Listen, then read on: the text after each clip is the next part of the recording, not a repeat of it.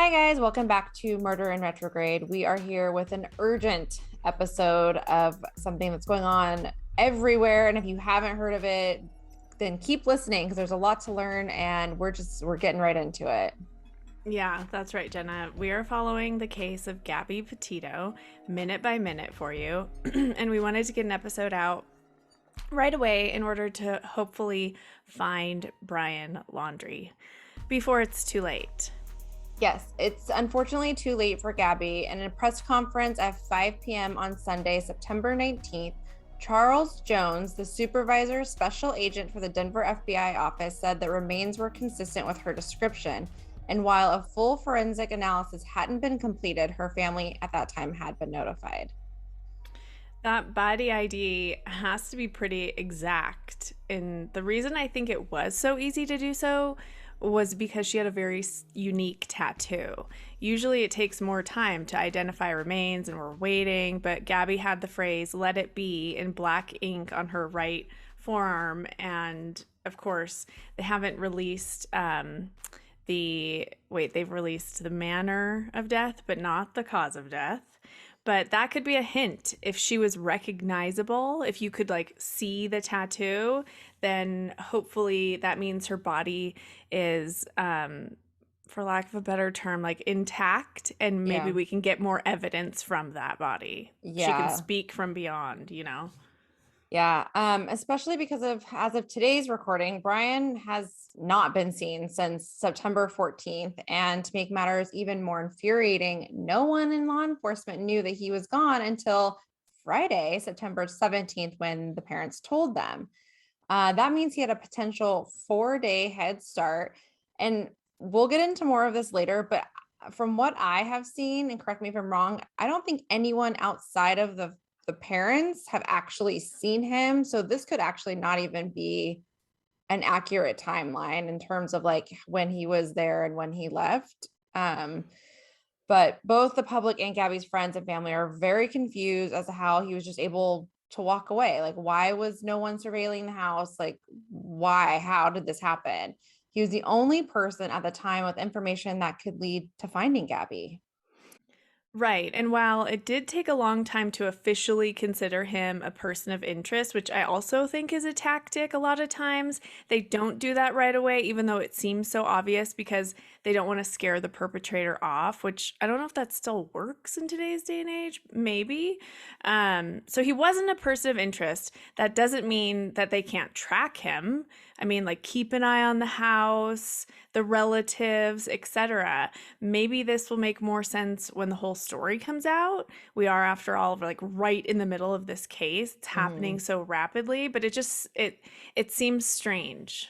Well, yeah, and like you said, like I we are being given a lot of information in this case, which is not typical. I feel like they usually do keep some stuff close to the vest, and I think that's a lot of. I think you're right to say that that's a lot of the reason why they don't necessarily come out and say he's a person of interest or he's a suspect or he's this or that or the other because they just want to get to him and like before he has a chance to do what he's already done. But some of the Really reason, quick, on that same note, I think it's kind of time for. I'm not saying that online sleuths and people like us are on the same level as law enforcement, but I think it's about time that they realize how helpful crowdsourcing is in these investigations because like I'm 39, which is I'm sure old to most people, but there's plenty of things that I don't know that the younger kids can look up and that sort of thing. And we've seen that a ton in this case that they've followed and gotten to a certain area or had an idea something was happening in an area and then all of a sudden the police are there. So and we know from TikToks that we've watched, I mean, I guess we don't know for certain, but they have said they have spoken to the FBI. yeah. And I think the FBI confirmed they did speak to one woman we'll talk about, but I'm not sure about that. So I don't know. I just think it's time for them to realize that, yes, a lot of these people are totally crazy and throwing out red herrings, but some of us can help.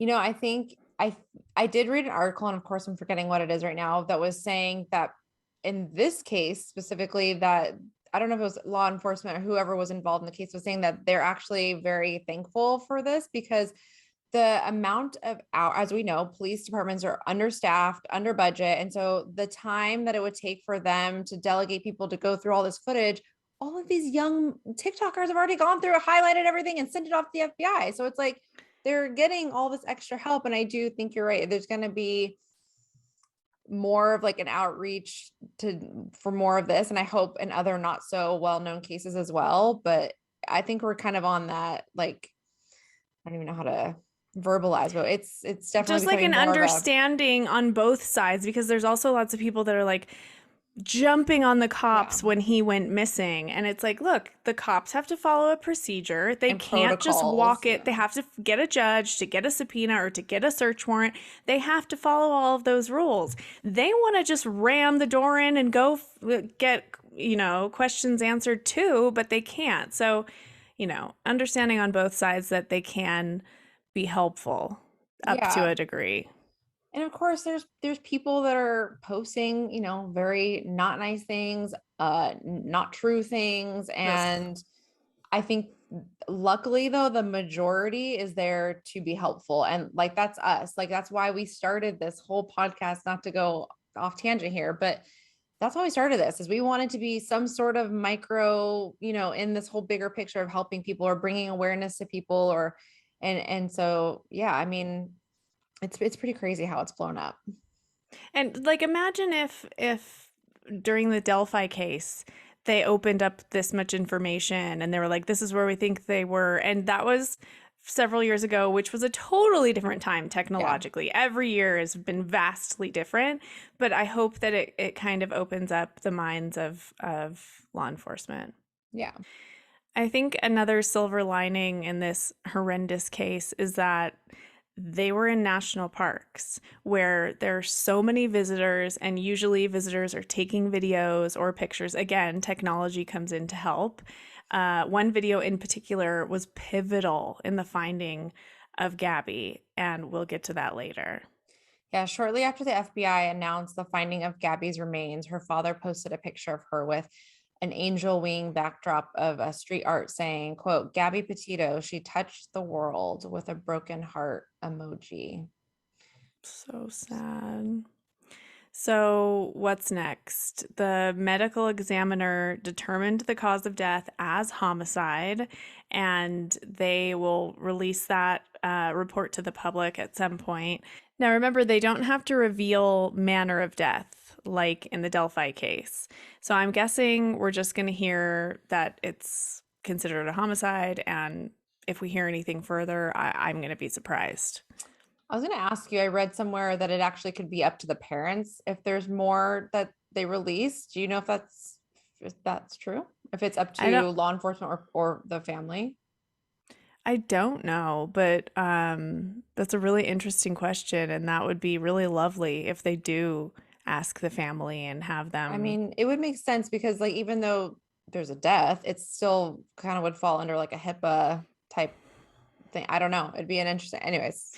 It's a weird thing to think about, but yeah, if that happened, I wouldn't want people to be able to see, like my mom has died. I wouldn't want people to see her death certificate. Like it just seems so yucky. Yeah. So let's rewind here, and let's start at the beginning, Brett, and just kind of go through, like, how did we even get here? Okay, let's go back to the beginning. Gabrielle Petito is a 22-year-old originally from Long Island, New York, and her ex-fiance is Brian Laundrie, age 23, and he's originally from Northport, Florida. The two went to high school together in Florida and apparently were close friends for years, but never dated. Finally, in March of 2019, the two began a romantic relationship and moved into Brian's parents' house in Northport, Florida. They lived there together with his parents for a year. And not a huge house, so close quarters. I would imagine they developed a close relationship. It sounds like it was a good relationship too. Gabby's parents were divorced, and we've seen both step parents and her biological parents just, I can't even tell the difference. And, as we talk about a lot, I don't know that there is much difference between step parents and parents. And they've seemed like such a good family.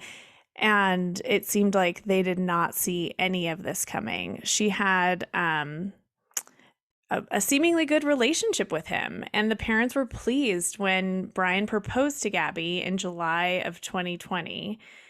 However, since the disappearance, Gabby's mom has stated that Brian broke off the engagement just prior to this road trip. That's all I heard, Jenna. Did you hear anything further than that? No, but I think I think more of what we're gonna see is that after the fact, they're gonna go back and go, oh, okay, well, maybe this was a sign of issues, or oh, okay, maybe this was a sign that there was something off. Unfortunately, I feel like that I fall into that category sometimes where I look at something and well, I mean, actually in this case, I look at something and it seems very innocent, and then you see kind of other facts come into play and you're like, oh, well, then maybe there was, I think after the fact that they might come to the conclusion there was issues in the relationship, but it sounds like in the moment there didn't seem to be any. Yeah. Yeah, it's very strange. So Gabby had quit her job at an organic juice bar, and she was a nutritionist and had decided to blog about the van life. This is actually like my dream. This has become a really big movement, and although it's my dream, it's like a younger generational thing. Like it has taken, and I think kind of before the pandemic, but especially in the pandemic, you couldn't go anywhere unless you were camping, and and definitely off in dispersed places. So this has definitely become more popular over the last few years. Yeah, I agree. It was definitely not popular during, like, when I was younger, but I think, well, you're younger than me. So, yeah, the younger generations, it's awesome. It's a great way to travel the country and see the country. And it's But fun. Like, and again, not going off top, I did this with my kids during the pandemic in a van, and it sounds like a nightmare to people who don't enjoy that kind of stuff, but it's so fun. And it's so, you get to know these people. And obviously I was with my kids, but when you're with other people, you get to know them very intimately. And it could be a situation of making or breaking. yeah, as we'll see. Gabby was a Pisces and was very creative and artistic, and she used that creativity to create this beautiful aesthetic Instagram and attempted to use the hashtag van life to be one of millions doing the same thing, just hoping they post one that goes viral. Whether it's because of the adventure, attention, or money that attracted the two to the blogging life, we're not 100% sure. So they started out on July 2nd in Gabby's Ford Transit van that they had converted into van life living. They plan to be gone for about 4 months and go across the country visiting several national parks before ending up in Oregon around October-ish. Yeah. And Jenna, if you scroll all the way down in our script, you can see pics of the van when they're leaving. Oh, And I've if you already could just seen. describe it to everyone. We'll put it up on our YouTube and also on our website. But the first thing I noticed, of course, was how organized it was. Okay. Same. So before I got into this case, the first thing I ever did, and again, we'll get into police cam footage later, but was the police cam. And I paused when they had opened the back and I was like, oh my God, they are not living out of this thing. You're Just one of such the a first Taurus. one of the first things I noticed, because yeah, the before picture, you can tell she totally set it up. It's beautiful. It's got this little bed set up with like a little table kind of to the side, and it's got like a place for books, and it's very cute and Instagram worthy.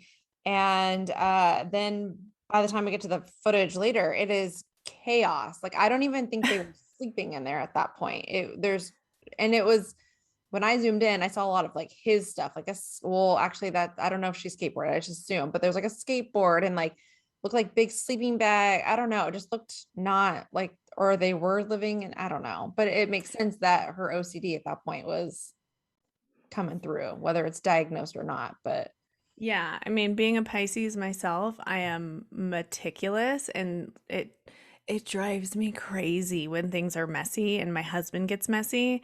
And if somebody is very organized and their living space is disorganized, that's not a good sign. That's a Mhm. red flag for, bad news to come. The first social media presence we see of the trip is on July 4th when both Gabby and Brian post on their individual Instagrams at Monument Rocks in Kansas, followed up with posts on the 8th, 9th, and 10th of July in Colorado. Then on to Zion National Park, Bryce Canyon, etc. All the while taking beautiful pictures and making social media posts that making it look like the trip of a lifetime. No signs of what's to come whatsoever. Yeah, and throughout the trip, Gabby used many apps for hikers and travelers.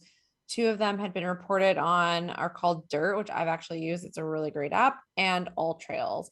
So they both track campsites, hiking trails. It's basically like a Yelp or an Airbnb sort of thing for outdoorsy people. And you can keep track of places you've gone to or make lists of places you want to go to. And so, yeah, they utilize both of those. And thank goodness, too, because I would think it aided in the investigation. Before they could get a subpoena for phone records, for example, they had to use whatever they had. And at this point in the trip, it was mid to late July. They had experienced a stretch of poor weather and just bad conditions in general for their current lifestyle. In one of the posts, Gabby mentions the two were fighting over blankets in the middle of the night, that they were so cold, and ooh, that does not sound fun. You have to pack appropriately, Brittany. I'm going to get you into the outdoorsy space. Never. On July 26th, Gabby had posted a picture from Mystic Hot Springs in Monroe, Utah, quoting, "I took a very relaxing nap here." And she's smiling. And if you're watching, you see this picture. And if not, go to our website. We'll have a lot of links for these things. But then there were some pictures of her and Brian kissing, and they look very much in love. And unfortunately, I think as more time goes on, we are hopefully learning Instagram does not always equal reality. So whether they're in a good space or not, they are also, we have to remember, working on trying to create a blog and making things look a certain way. And Yeah. And I mean, did you see the picture of them kissing under the water? I mean, they were like hot pictures. They were a good looking couple that looked in love. very Yeah. passionate and in love. So then comes a fateful day, Thursday, August 12th. The weather forecast showed a high of 98 and a low of 59, but trust me, I was just in this exact location 1 month prior to Gabby. It was sweltering. I had many odd feelings and thoughts when I was around that area. Granted, the weather was a record high at 116 degrees. And I was with my kids and husband, so it was stressful. But anyway, the bathroom stops are few and far between. So in Moab, my husband turned off and I had to walk like 50 yards to this like permanent yet like equal to a porta potty. Like it reminds me of the bathrooms on soccer fields growing up. Mm-hmm. It's just like cinder blocks, Mm-hmm. And on my way back, I almost fainted, and I looked up and I saw that the silhouettes of my kids and my husband eating a snack in the car. And I was thinking, like, if I fainted right now, like my husband's pretty on top of it and would probably notice pretty quickly, but you just really feel your mortality when you're in that place. Because also, just one misstep, because it's also very slippery and there's just gigantic cliffs everywhere. Yeah. So it's a dangerous place. And the thought of being like stuck out there is terrifying.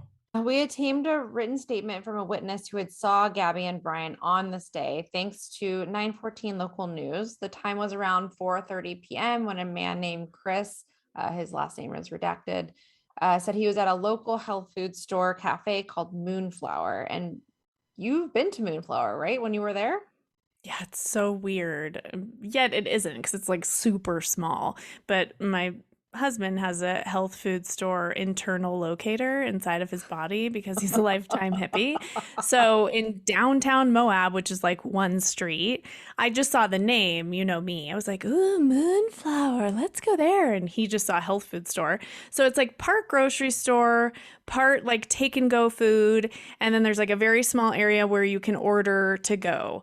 And I just remember the staff was not super friendly. It's like very hippie-ish and just seems like it's been there forever. Sounds like what Whole Foods like used to be before it got bought out. I feel like that's the vibe Yeah. it used to be like. Anyway. But Chris said he was standing at Moonflower when he saw the couple arguing and physically. He wrote, quote, I observed a man and woman appear to have some sort of dispute. They were talking aggressively at each other and something seemed off. So he, I think, probably could sense something was not right with them. I know. Let's all take a minute to thank people like this Hmm. because, worst case scenario, you embarrass a couple that was just having like a one off argument. Best case scenario, you save lives. Yeah. Many people, and this man included, came forward to share what they saw. This witness went on to write, at one point, they were sort of fighting over a phone. I think the male took the female's phone. It appeared that he didn't want her in the van. He got into the driver's seat and she followed him. At one point, she was punching him in the arm and then I couldn't really read his writing right there, and trying to get her into the van. She actually climbed in over him and over to the passenger seat. I heard her say, "Why do you have to be so mean?" Hmm. So the statement continues, quote, I wasn't sure how serious this was. It's hard to tell if they were sort of play fighting, but from my point of view, something definitely didn't seem right. From my point of view, something definitely didn't seem right. It was as if the guy was trying to leave her and maybe take her phone. Not sure, but I wanted to help out. I noticed another person had called this in. And as I left the store, I noticed a police officer and gave him my contact info. Again, thank goodness for people like this. He had a great gut instinct and he listened to it because a lot of times we don't listen to that. We all have these instincts. It's just whether or not we trust or believe in ourselves to follow through with them and not to any benefit or gain. In fact, it's quite the opposite because you can become a target for trying to help. Yeah, so good for those people. I love that type of person. 100%. Someone also called 911 when they saw this altercation. Here's just a little snippet. The dispatcher said, What were they doing?" The caller said, "We drove by him. A gentleman was slapping the girl." Dispatcher says, "He was slapping her?" And the caller says, "Yes." And then we stop. They ran up and down the sidewalk. He proceeded to hit her and hops in the car and they drive off. So this has been online everywhere, but they're only playing this snippet and Mm-hmm. they end it with when the dispatcher says he was slapping her, and it kind of sounds like he's flippantly saying like who cares, but if Yeah. you listen to, there's way more after that and he's really just trying to get the info, and then he's like, okay, we're on it. So that just goes to show you, just because you hear something online, you have to do your research and you have to listen to the whole thing to have a well-rounded point of view. Yeah, and I think you and I we've listened to a lot of these like 911 calls, and I think I've heard so many times dispatchers will repeat it with the question mark like that to make sure they heard you correctly. It's not that they Exactly. don't believe you or they're being flippant about it. They have to make sure they have the most accurate information they can so they can forward that on. So yeah, shame on anybody who wants to be like, oh, he's not doing his job or whatever. Like you don't even know the situation. Shush. I mean, we don't either, but like give them the benefit of the doubt. Yeah, exactly. So, okay, we have to go on a little bit of an ADD sidebar here because it's very relevant to what's going on.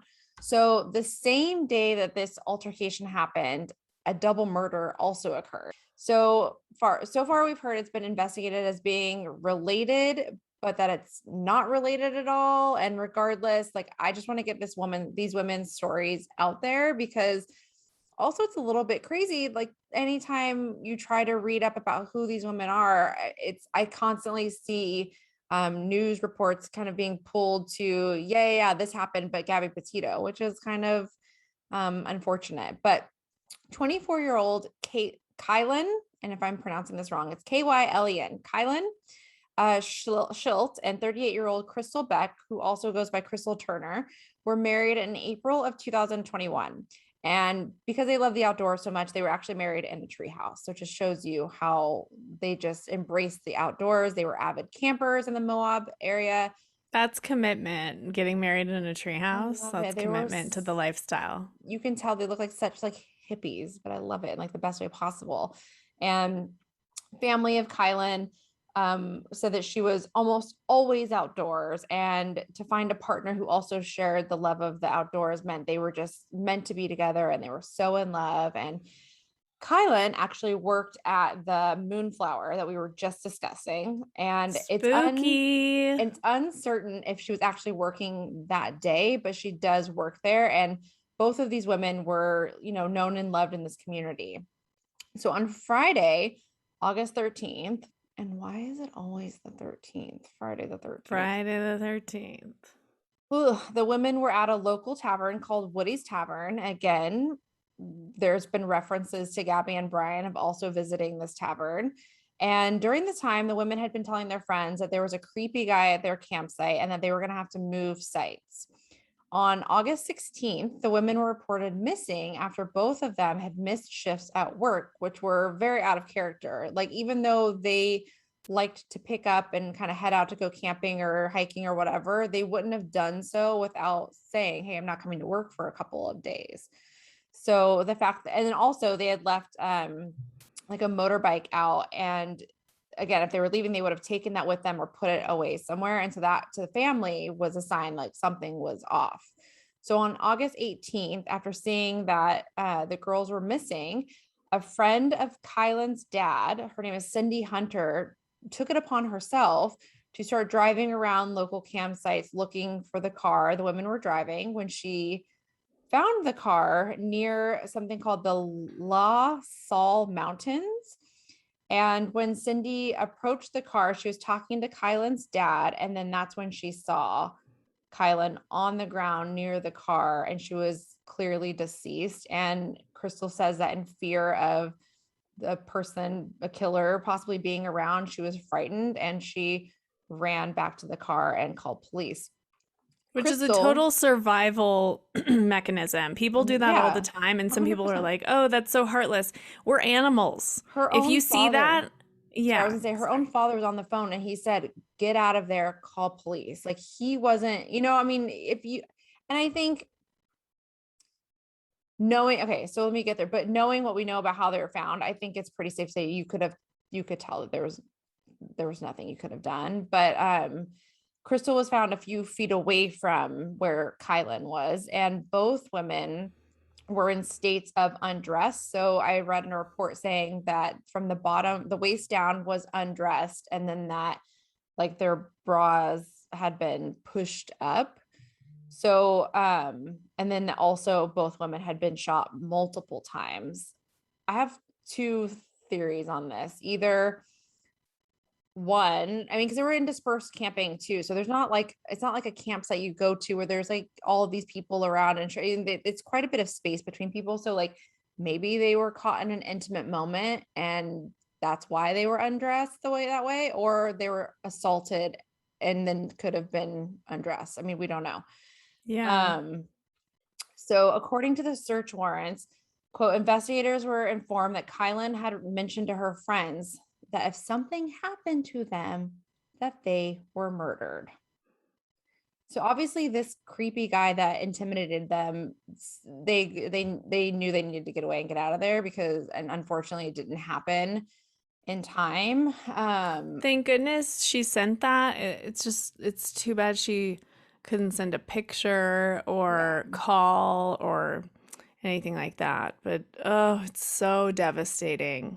And it's just so sad, because, and then it's creating some, you know, conspiracy theories going on or whatever, because this is very odd to have these two tragic kind of things happening around the same time in the same space, but then law enforcement's coming out saying that they're not connected. But then I've also read that they're still sharing information in case they come across something that connects them. So I don't think it's completely off the table, but I also feel like they've come out and said this isn't connected. It's very strange. Yeah. So body cam footage from Moab Officer Robbins has been everywhere. And the entire interaction between he and both Brian and Gabby would be more pivotal than they could ever imagine. There was also a few other male officers on scene and one female officer. that you can see. It's a long video. It's like an hour and 15 minutes. But it's worth watching. And again, we'll link it in our website, and let us know what you think, what you see. And I have to say again, when I knew nothing about this case, the first thing I did was watch this video. And I had all of these because thoughts, and I came to Brittany. I was like, I don't think he's involved. I think he looks like such a nice guy. And I named all the reasons off, and she came back and what did you school me on? Since I later have now come to realize all the things I thought were sweet and innocent are not. Yeah, but it makes sense. There's lots of people out there, unless you have directly been in an abusive relationship with, I personally have not, but I have had firsthand knowledge of it Mm-hmm. and seen it over the years, seen it progress. And I was like Jenna at first and was completely charmed and, oh, this guy's super nice. And then I saw despicable things like this behavior when there is violence in the relationship. It's usually the aggressor is poking and just saying the most awful things and gaslighting because all they want is to see a reaction. And once they get that reaction, which is crying, being hysterical, then they get to say, you're crazy. Look at you. You're crazy. And it's this cycle. And it's just the aggressor always, when there's anybody else around, looks like the normal person. And they Yeah. just want this narrative to continue of they're the crazy one because they feed off of that drama, and that it's really narcissism, but it's, it's the domestic violence cycle. And I certainly don't know a ton about it, but you and I have both been schooled via TikTok, Instagram, and it's What you unfortunate how people jump to a conclusion. Like, you didn't jump to the conclusion. You just thought, like, I don't really think he was involved. He I seemed didn't, like a nice yeah, I guy. didn't see it. And to your point, the things that I have seen on people discussing this on TikTok, it, like you said, they have firsthand experience. I have not had that experience. And I'm very lucky to not have had that experience. But these women that have come out and said, no, no, no, I've lived this. This is what's happening in this video. Because yeah, at first glance, he's like, oh, well, can I go to jail for her? And he's like, seems like he's being a gentleman. But when you learn all these other things and you go back and watch it, and you're like, oh wow, she's sitting there saying, I feel this way, or he, I mean, we're gonna get into it, but it's interesting, and I think we all need to educate ourselves because it isn't necessarily what he want, or I saw what he wanted everybody to see.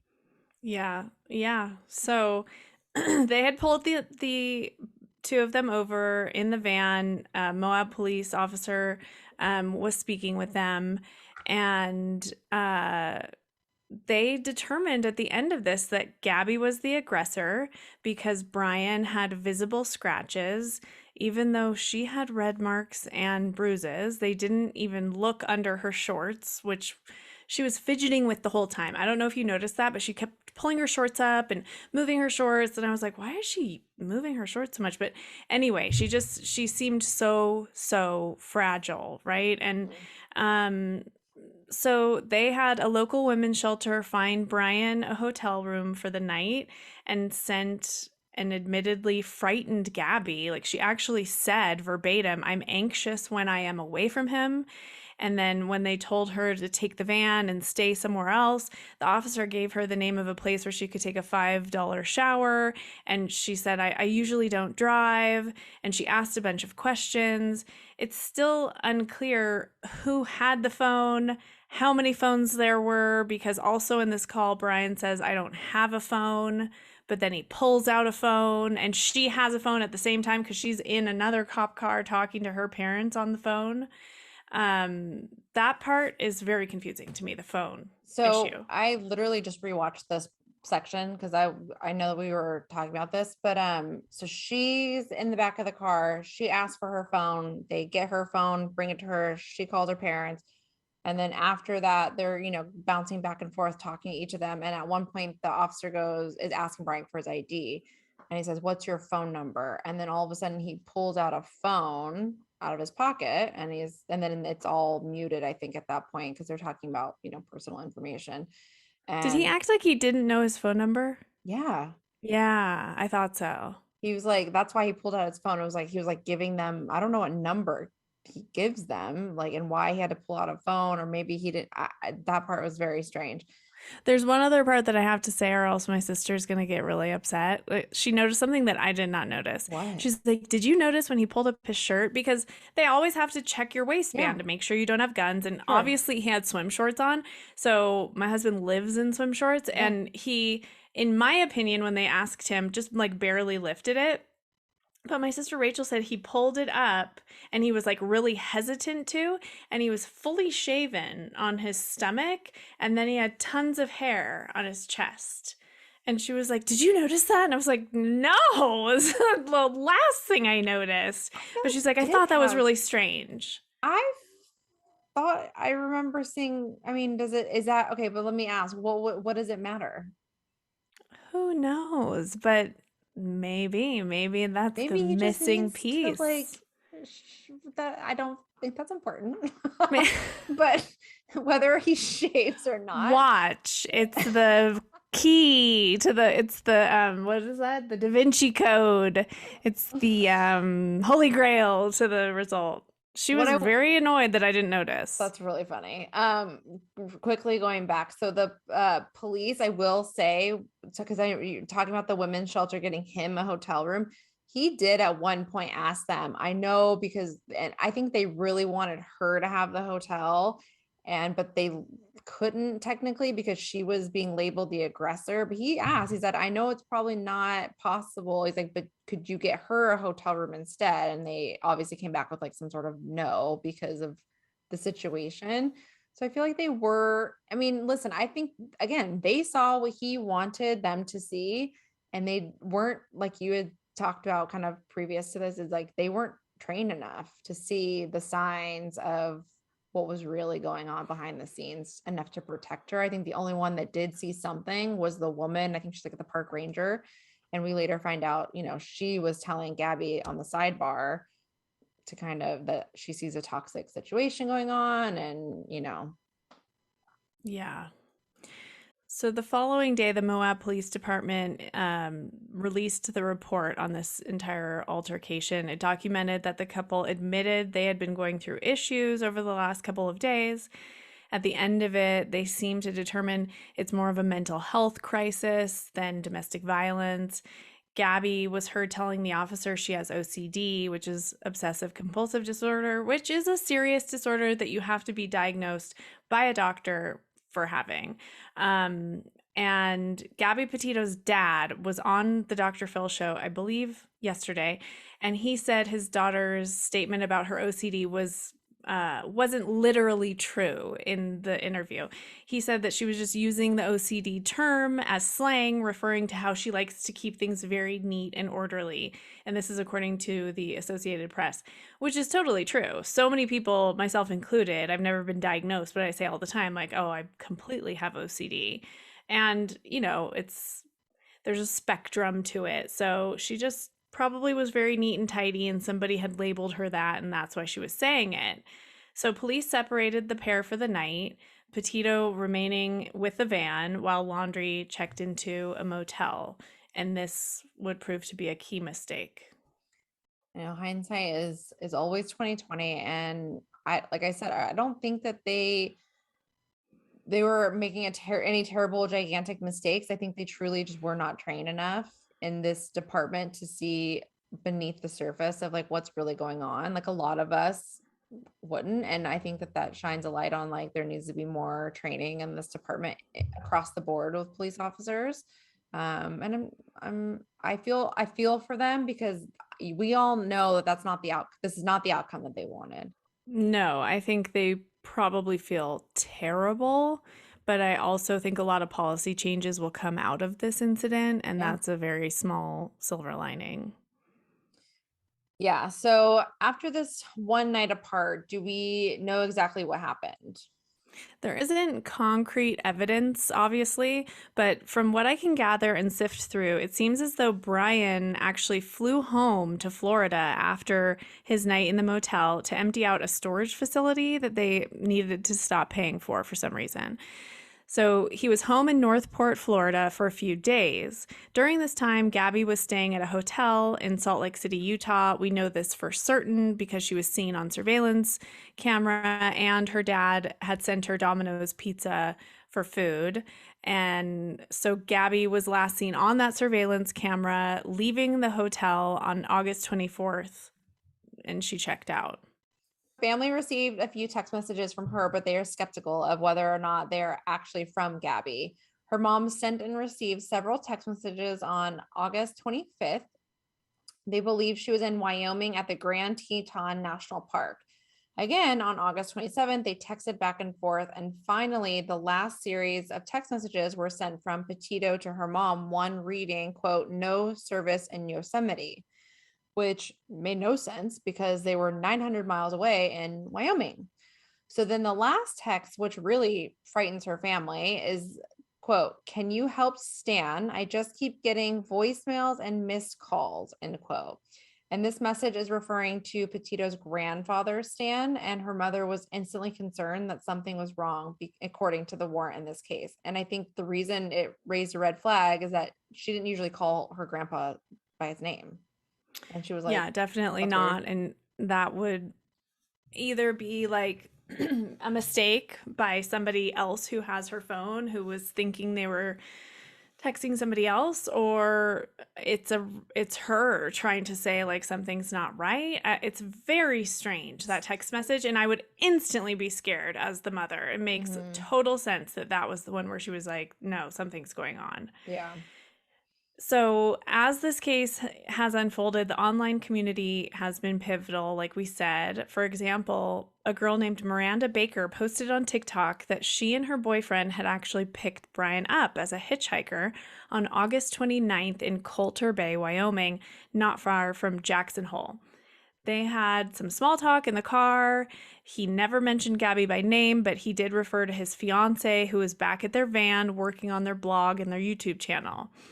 He also said exactly where they were staying, which was a dispersed campsite near the Snake River, which I don't know how many of them there are, but that gave them a pretty fairly precise location. Of course, they had to check all of that out, and that's what I mean by them speaking to the FBI, because she's the one that said, "I've been talking to the FBI for a few days," she did. Yeah. And they got all of her information.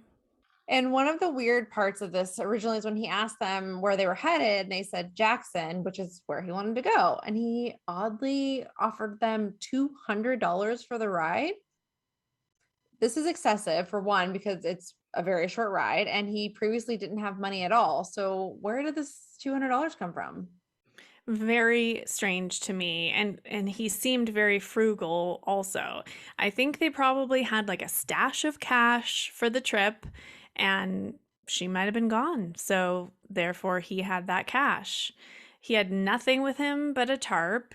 And You know what I was just thinking? Sorry, he had flown to Florida before this, right?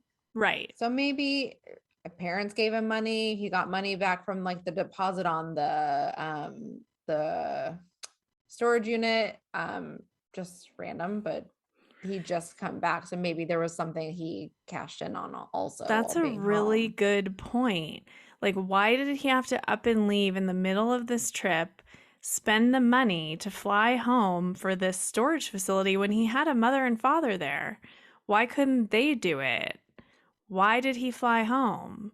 There's all of these little breadcrumbs that are like, oh my God, was this premeditated? Because Yeah. everybody from the beginning has been like, must have been an accident. They were in love, but we'll get deeper Yeah. into that. It's just very strange. Then inside the car, they tell him again where they're headed, Jackson Hole, and he abruptly tells them to pull over. He can't go that way. He needs to go to Jackson, and he needs a new ride. So they pull up to a populated camper stop near the Jackson Dam, and Miranda said there were several other people there, and Brian said he was going to get a ride from one of them and hopped out of their car. Yeah. And she had said in her video, like, it could have been a confusion of like the north and south, because also there's like, from all the maps that I've seen, and we'll put one up here, it looks like there's two main roads that kind of go, but they they branch off into like different directions, and his van was over here and then the couple were going on this side of it. So it was like they were both going in the same direction but like on the wrong roads, and he's not from there, so he could have been like, oh shit, I'm going the wrong direction here. But Or just again, changed his mind speculating. about the plan Yeah, and thought 100%. like, no, I And have to the go back and get the van or something like that. and him having the $200 isn't the big picture to me. It's the fact that he offered for such a small ride that much money. I was like, what? I feel like anybody would have been like, okay, it's like 10 miles. Here's like $30 for gas. Thank you. Like $200. I don't And know. wouldn't you be more careful if you had just done something like that? Like, what does that say about somebody that they would do something? I In guess a he was probably hurry. thinking, like, let me offer them a lot so they'll definitely take me, Yeah. but didn't account for people TikToking, which I don't know why. It's all everybody's doing since the pandemic. Come on. So then just shy of 2 days later, Brian Laundrie shows up in Northport, Florida at his parents' home in the van without Gabby. And you had said you had heard he had been pulled over, but this is in the affidavit states that it was actually a license plate reader on the freeway. And it states that the document, the vehicle exited. It says Interstate 75 into Northport at 10:26 a.m. on September 1st.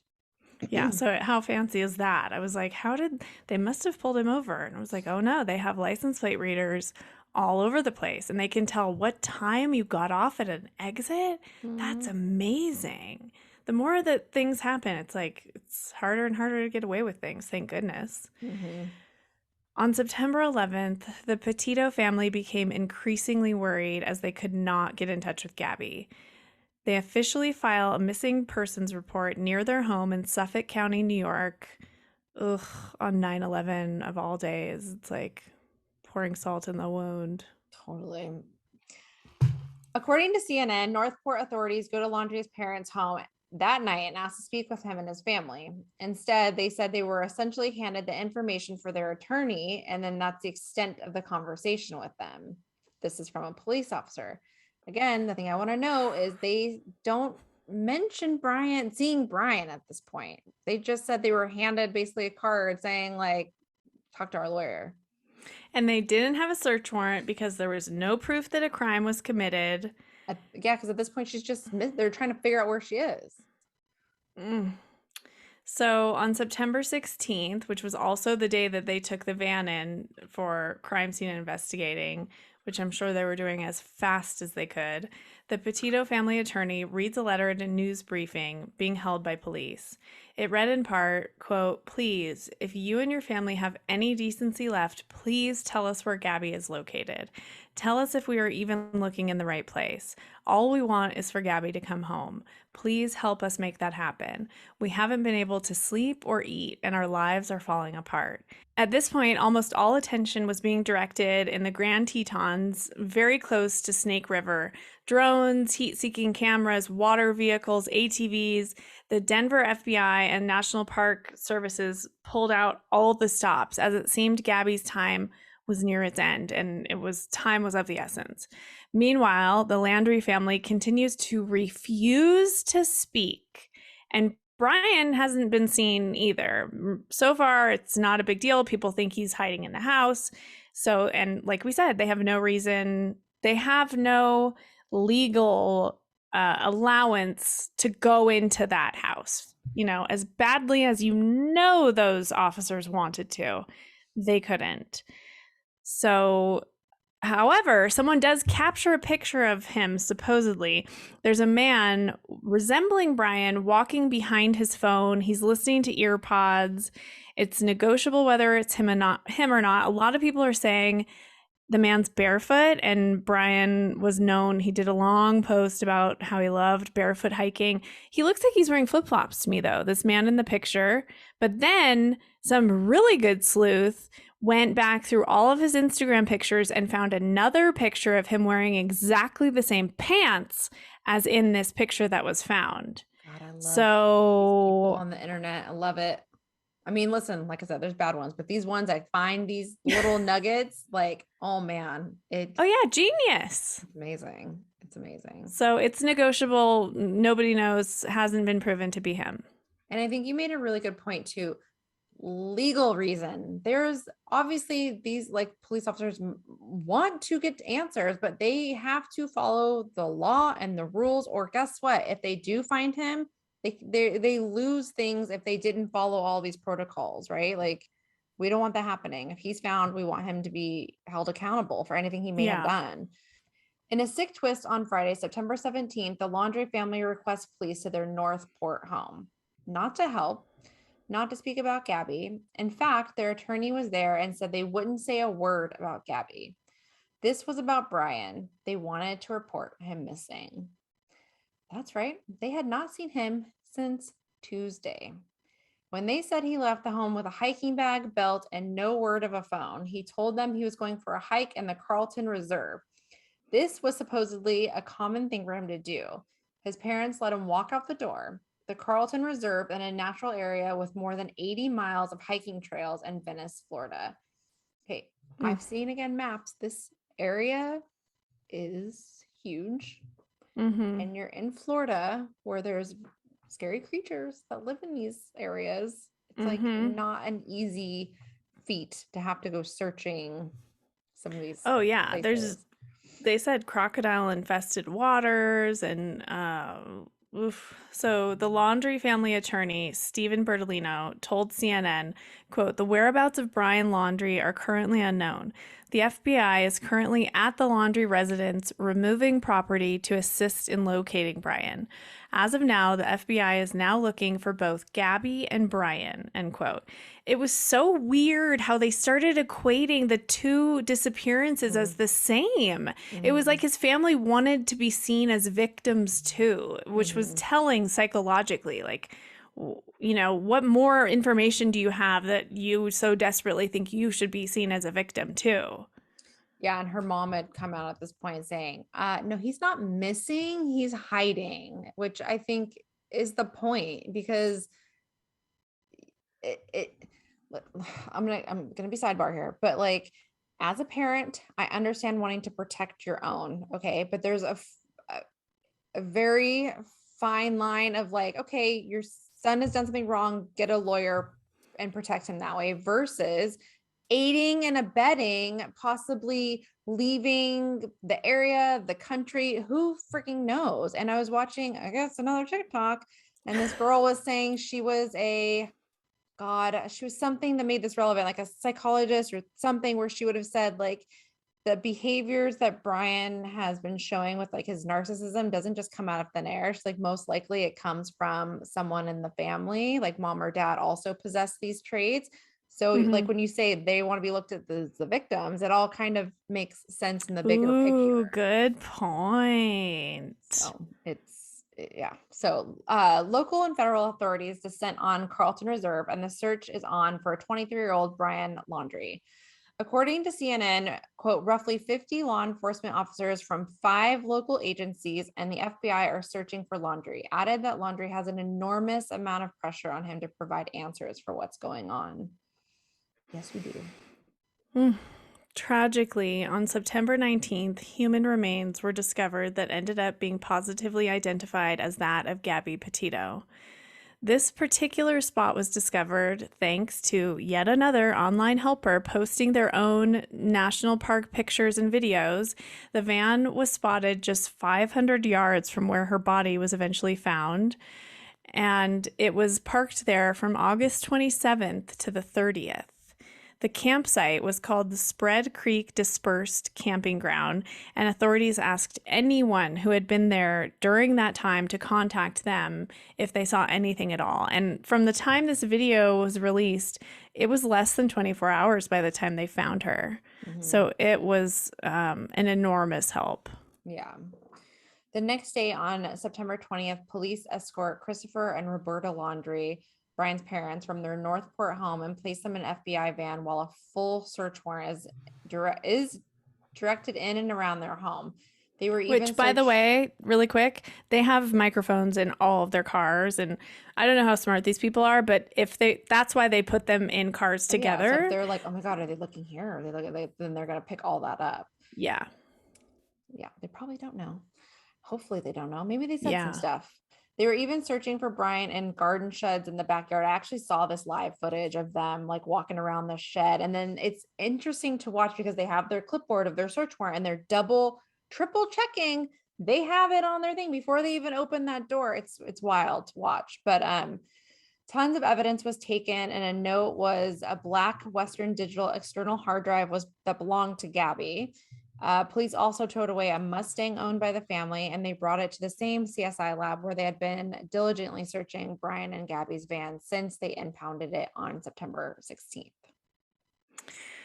Yeah, and there was word about the Mustang, that it had been abandoned. I don't remember the day, but the family was notified that it was left somewhere.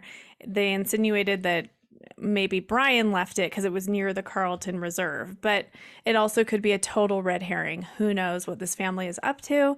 I don't trust anybody who doesn't want to help a family find their daughter. Yeah. So shortly after the search warrant, interestingly, police say they've exhausted search efforts in Florida and leave the Carlton Reserve. Then on Tuesday of this week, September 21st, Gabby's autopsy was completed and the manner of death was officially documented as homicide. Still no word on cause of death. Yeah, the search for Brian picked up again, though, on Wednesday. A ground search and aerial search of the 25,000 acre preserve had yet to yield any answers, but we must press on. It was on, and we speculated the reason it came off is because, tell us what the little clip that was found of why we thought maybe they canceled it to begin with. Are you talking about the Instagram Live? Yeah.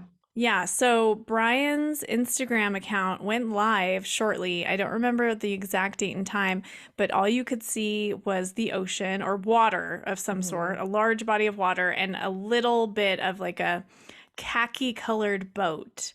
And then it turned off right away and was deleted. And so people were thinking, where is he? Is he on the way to South America? Where is he? And the timing was interesting because you had said right after that probably got to word, then they called up the search, but then they're back. And it's just interesting, like what they're using, what they're not using. But also I was listening to a newscaster because I keep being like, why aren't they using, thermal, this, and that, and the other? And they're like, if he has access to a phone or technology where he can know, why are the police going to say, this is what we're using, where we're using, how we're using it, to give him any sort of tips about what they're doing or what their strategy is? Because there's a reason they're there. They just don't want to maybe tip him off into if he is there. I mean, there's so much. Yeah, but there's a reason the cops are doing everything they're doing. Yeah.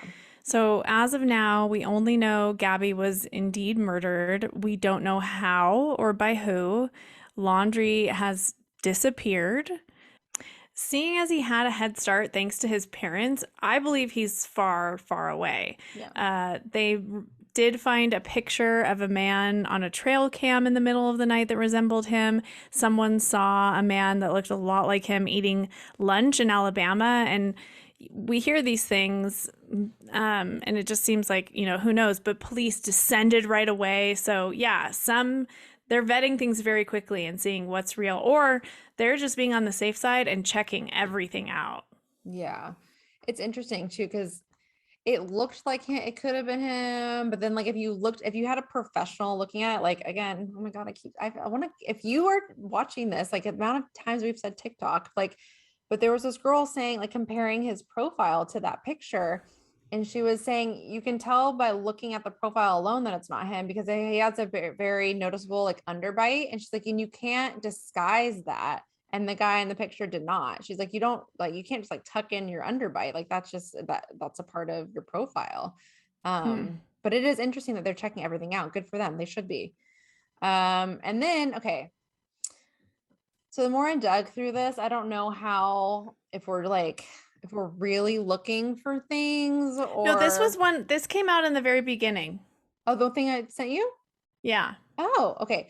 So there was this TikTok that I saw today. His name is @_Evan on Earth. So in the background of this post, while the guy's talking on the TikTok, is Brian's Instagram, and there's like a paragraph underneath, and there's like a handful of capital letters. And the guy is like, okay, I don't want to get involved in this. He's like, but if you look at this, all the capital letters spell out annihilator. And again, when I read through the comments, it does seem like there's 4 other additional letters, 2 of those being his dad's initials, which I thought was really weird. But so it's Wait, like, are we his dad's initials are missing or in no, are there? in there? So additional to, there's annihilator apparently spelled out, and then there's CJDI, or like these random initials. That's why people are like, you're reaching. There's all these extra letters. And he's Oh. saying, well, the dad's initials are CJ. Why? But again, are we reaching, or is this something to look at? And why is this relevant? Because it all stems back to, there's footage of Brian reading this book, and you know more about it than I do. I just know that the premise is that 3 girls are murdered and like 1 goes missing. Yeah, so there's quite a few videos of the 2 of them over their travels over the past few years, and there's a few pictures of Brian reading Fight Club. There's also a picture of Gabby reading it, and then there's another book that he's reading, and it's about a road trip that a couple takes because some footage is leaked, and so they have to delete the footage off of people's devices, and they end up murdering people along the way, along this road trip. So doesn't really sound great, but I don't know. He also had in his bedroom like an Annihilator poster. Okay. So the pictures from his room came out because some sleuths found that the house had gone up for sale. So when you put your house up for sale, there's someone comes through and photographs Genius. the Why whole didn't thing. I think about that? I usually think about that. So what they found when they came to it, they assume is Brian's room, because it's like a teenage boy's room. There is this poster that is very graphic. It's like these black images, like, so it's like a shadow image, but they're like beating each other up, or like trying, it looks like they're It looks attacking like each other. stabbing to Yeah, me. it's like crazy. And then underneath there's like books that are circled that are the Watcher, I think. And then Yeah. on the side is a freaking gun. I mean, it's like Mm-hmm. painted, so I don't know if it's just like some sort of artsy fartsy thing, or if he No, they have truly guns had. that are like that. Okay, so so he has a gun, possibly, But which, that doesn't mean you're a murderer. Lots no, of but people in it Florida have also guns. like is suspect when you put it all together. And then this is also like, if they come out and say Gabby was shot, to me, that's going to tie him to Kylan and Crystal also in some weird Definitely. way, Do because do we know what kind of gun was used for them or if I they've even couldn't said? find any. So they haven't said. Yeah, so maybe that's something they're keeping to themselves until they find people to question. But again, it's all speculating, it's all a lot of theories, all a lot of these like breadcrumbs, as you say, that, I mean, there's all kinds of things, like people dissecting their Instagram posts of when they think she actually posted and when they think maybe he could have allegedly posted for her, or the timeline, like her, one girl pointed out in the more recent photos, her blonde is like grown out a little bit. And then in the newest one that people are like, I don't think she posted, she's got fresh, roots, and she's gotten her hair done. I highly doubt she did that in the middle of nowhere, like, so. And that's something a man would never even notice. What No, man notices when totally. you get your hair done? He would just post the picture.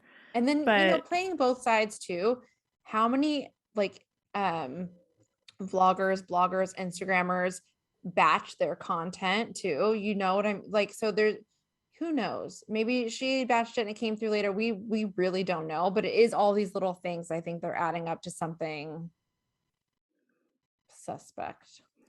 yeah, I'm not like making fun of one it. of the posts that he did after we suspect she was already gone, the pictures of him and the whole trip have been like great pictures, good uh Like the hype is like, you can tell someone's yeah, holding it. Yeah. right. And the picture, the one he posted afterwards, he clearly put the phone on the ground, set a timer, and took a picture. That was really unnerving to me. So unnerving, because if something had happened and he's alone during this and he already knows that she's not with us anymore, and then he's over there creating an alibi, like, I don't, it's very suspicious. Yeah. behavior. So as of right now, they're waiting on toxicology/autopsy results on Gabby, searching frantically for Brian Laundrie, who is 5'8". He's a white male with brown eyes and pretty much a bald head, but he could have hair by now. It would be brown. He was last seen wearing a hiking bag and a wrist strap. I've heard belt and wrist strap. Don't know what either means. Don't camp, so don't ask me. If you have any information at all, please call 1-800-CALL-FBI. Yeah. And I think too,